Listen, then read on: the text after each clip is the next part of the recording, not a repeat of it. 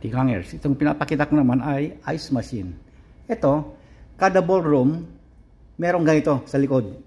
Kasi ito yung ano ito yung likod ng ballroom yung Seaport Ballroom. Gawa ng yelo.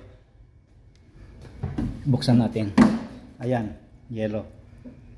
Ice baby. Ayan, gawaan ng yelo. Hindi gumagana ito. Hindi rin gumagana. Dalawang gumagana.